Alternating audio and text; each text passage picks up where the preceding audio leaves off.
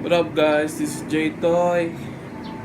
So ito mag-unbox tayo ng may dumating kasing shipping kagabi, July 1. So ito na ngayon. So ito, unbox natin yung hintay kong order from US dito. Second hand lang naman siya. So hindi siya ganun pakabo. Kagabi nabuksan ko na siya. Ngayon gusto ko lang ipakita sa inyo tong steering wheel. And then yung bago nating short hub na ginawa. Kinostom ko siya, nabili ko siya pero masyado siyang mahaba eh. So medyo binawasan natin yung hub niya. So ito na yun guys. Papakita po na natin yung short hub na binili ko. Yan. Yung first set kasi binili ko na ito, kulang siya. So ito, bumili ko ulit ng bago. Yan. Short hub siya para sa Honda Civic 96 BTI SIR. Pasok siya. Ayan. May mga ito mga kasama niya. Yan. May kasama ng horn button.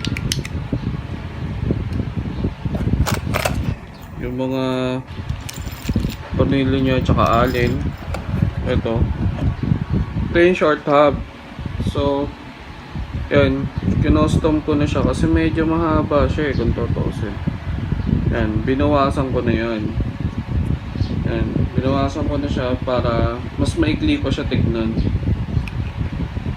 pag kinabit natin. Yan, ito yun, yan.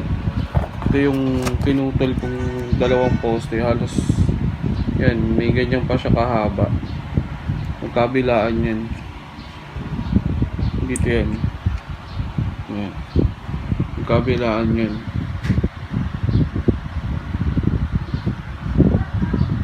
Yan, mga ganyan. Yung lang ganyan pa kahaba yan. Oh. Yan. So yan. Yung gal ko yan. Dahil may may maliit naman akong drill. May bala ng grinder, so ayun, pinawasan ko. Mas maikli na siya ngayon, so mga short and hub pa ganun. Mas maganda kasi mas maikli dahil naiirita ako dahil sobrang haba nung sa akin. So ayan, balik lang natin. So ito, unbox na natin yung steering wheel na nakuha ko. Ito yun. Yan. Nabili ko lang siya sa tao, second hand. Yan. Grip Royal. Yan. Ang kulay niya is Arctic Camo. Kagabi pa lang nabuksan ko na siya. Siyempre sa sobrang excited mo rin, hindi mo na maiwasan yun. Yan. Yan. Yan yung kulay niya. Camouflage siya na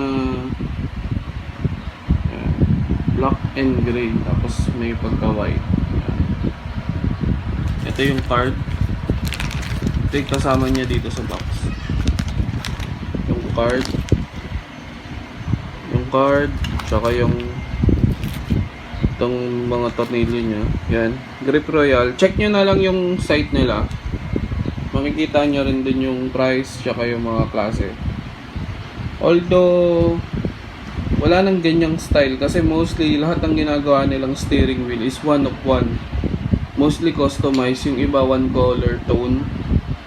Tsaka hindi siya plastic. Wood siya, wood type. Yan. Yan. Yan.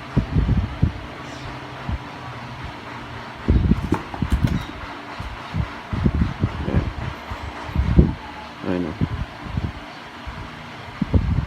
Ito yung issue niya. Yan. One of one. Grip Royal. Sunod is kakabit na natin siya sa sasakyan natin. Tsaka papalit din tayo ng hub. Yan.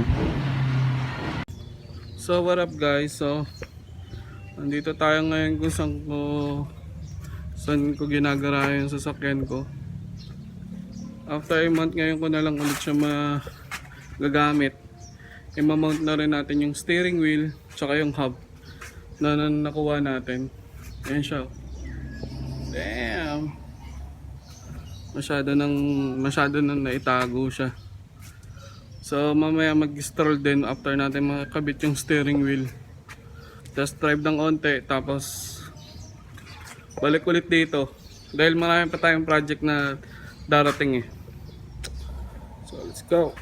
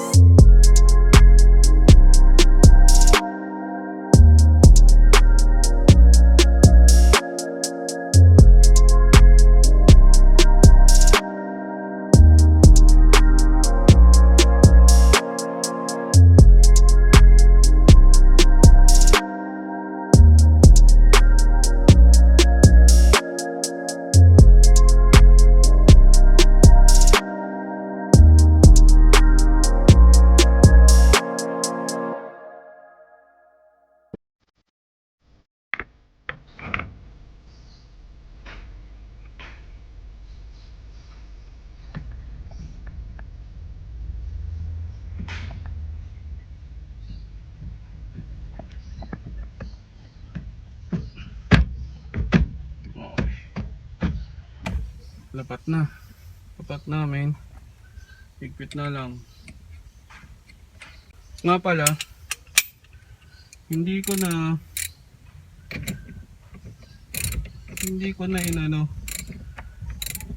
kinabit yung horn button niya or yung connection niya para sa busina, kasi paminsan ang problema ng mga quick release, pag nagkamali mo siya ng kabit, nagkukusa siyang magbusina. Kaya hindi ko na rin inaano yun. Nakaseparate na lang din busina na ito. Tsaka yung steering wheel na nakuha natin, naka ano yun, horn button delete. Tingnan nyo mamaya pag kinabit ko.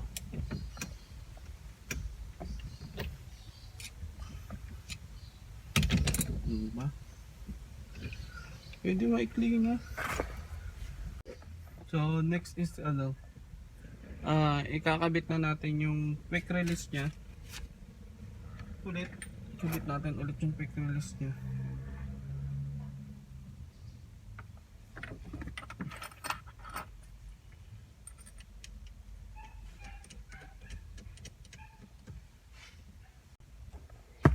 So ito, kabit na natin to. Jeez, grabe raw yan.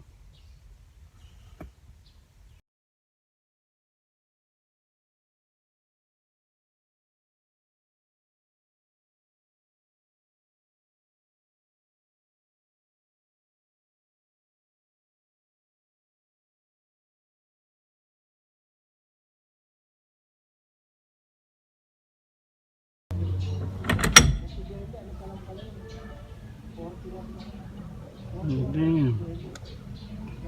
Diba? Ganun yun eh.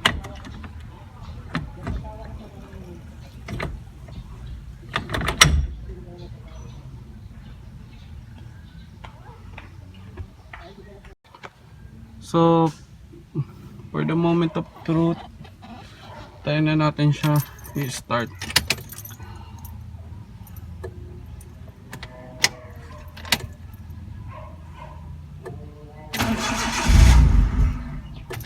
Saka.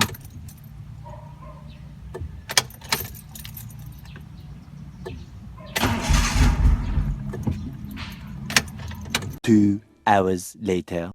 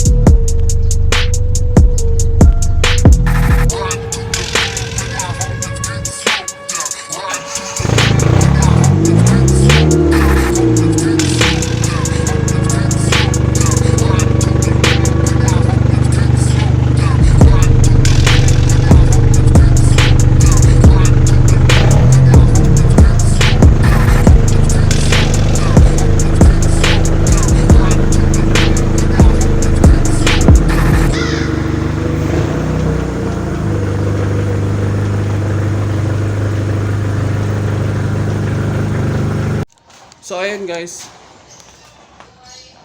garahe na ulit siya. Yun lang yung naging project natin for today.